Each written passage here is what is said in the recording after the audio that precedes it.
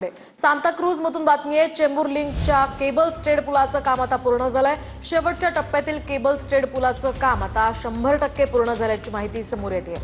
दरम्यान पुलाचं काम पूर्ण झालेलं आहे आणि आता पुलाच्या लोकार्पणाची सगळ्यांना प्रतीक्षा आहे।